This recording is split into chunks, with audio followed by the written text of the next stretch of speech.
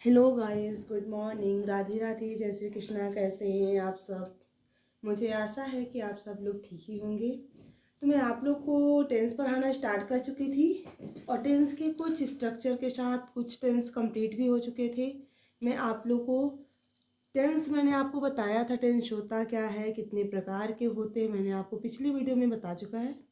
अब मैं आपको नेक्स्ट वीडियो में बता रही हूँ, प्रेजेंट परफेक्ट टेंस पढ़ाने जा रही हूँ। आपका प्रेजेंट टेंस में प्रेजेंट इंडिफिनिट टेंस के चारों स्ट्रक्चर कंप्लीट हो चुके हैं। प्रेजेंट इंडिफिनिट में simple, negative, interrogative, negative, interrogative, और प्रेजेंट कंटिन्यूअस में भी सिंपल, निगेटिव, इंट्रोगेटिव, निगेटिव और इंट्रोगेटिव में आप लोग को पढ़ा चुकी हूँ। आपको मैं टेंस में ये भी बता चुकी हूँ कि किस टेंस की क्या पहचान होती है। हर टेंस की मैं आपको पहचान लिखवा चुकी हूँ। हर टेंस की मैं आपको हेल्पिंग वर्ब लिखवा चुकी हूँ। मैं आपको हेल्पिंग वर्ब के साथ ये भी बता चुकी हूँ कि किस सब्जेक्ट के साथ कौन सा हेल्पिंग वर्ब यूज होगा।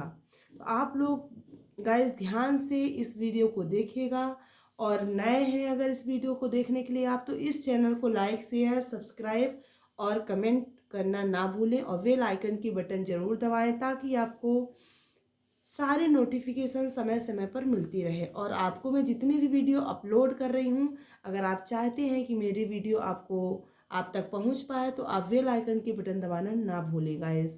तो मैं आप लोग को बहुत ही बेसिक से ग्रामर पढ़ा रही हूँ, और ये टेंस तो आपको मेरे से बेहतर शायद ही कोई पढ़ाएगा। तो मैं आप लोग को बस टेंस पढ़ाने जा रही हूँ, प्रेजेंट परफेक्ट टेंस। अगला टेंस है मेरा प्रेजेंट परफेक्ट टेंस। सबसे पहले आपको पहचान पता होनी चाहिए कि प्रेजेंट परफेक्ट टेंस की पहचान होती क्या है। हिंदी में पहचान क्या होती है, इंग्लिश में पहचान क्या होती है। तो ध्यान से देखिएगा गाइस, वाक्य के अंत में चुका है, चुकी है, चुके हैं इत्यादि शब्द आए तो वह वाक्य प्रेजेंट परफेक्ट टेंस का होता है। ठीक है। अगर आपको हिंदी में पहचानना है किसकी पहचान क्या होती है, तो आपको हिंदी में पहचान होगी वाक्य के अंत में चुका, चुकी, चुके हैं। और अब आपको ये भी पता होना चाहिए ही, सी, इट, नेम, इसकी दो हेल्पिंग वर्ब होती हैं, हैज़ और हैव। ये दो हेल्पिंग वर्ब होती हैं। अब आपको किसके साथ हैज़ लगाना है, किसके साथ हैव लगाना है, इसको आप ध्यान से देखिएगा। ही, सी, इट, नेम के साथ आपको हैज़ यूज़ करना है। आई, वी, यू, दे के साथ आपको हैव का यूज़ करना है। और ध्यान दीजिएगा, हैज़ का यूज़ सिंगुलर सब्जेक्ट के साथ यूज़ होगा और हैव का यूज़ प्लूरल सब्जेक्ट के साथ होगा। Helping verb has, have. अब आपको सबसे पहले तो स्ट्रक्चर पता होने चाहिए। अगर आप स्ट्रक्चर पहचान गए, स्ट्रक्चर आपसे बनाते बनने लगा, आप एक टेंस का स्ट्रक्चर अच्छे से सीख लीजिए। इसके बाद हर टेंस की सिर्फ आपको हेल्पिंग वर्ब पता होनी चाहिए। हर टेंस की अगर आपको हेल्पिंग वर्ब पता है तो आप स्ट्रक्चर अपने आप बना लेंगे। तो सिंपल सब्जेक्ट का स्ट्रक्चर क्या होता है, subject plus has, have plus verb का third form plus object. Negative का स्ट्रक्चर क्या होता है, subject plus has, have plus not plus verb का third form plus object. Interrogative has, have plus subject plus verb का third form plus object plus question mark. ध्यान दीजिएगा, interrogative sentence है तो क्वेश्चन मार्क लगाना मत भूलिएगा, और निगेटिव और इंट्रोगेटिव में भी क्वेश्चन मार्क लगाना मत भूलिएगा। Has, have plus subject plus not plus verb का third form plus subject plus question mark. अब सबसे पहला स्ट्रक्चर है सिंपल का, सब्जेक्ट हैज़, हैव वर्ब का थर्ड फॉर्म प्लस ऑब्जेक्ट। अब गाइस यहाँ से आपका शुरुआत, यहाँ से शुरू हो रहा है आपका स्ट्रक्चर के साथ आपको सेंटेंस बनाना सिखा रही हूँ। जैसे एग्जांपल लीजिए, वह सो चुका है। वाक्य के लास्ट में क्या है, चुका है। मतलब ये किस टेंस का है, प्रेजेंट परफेक्ट टेंस का है।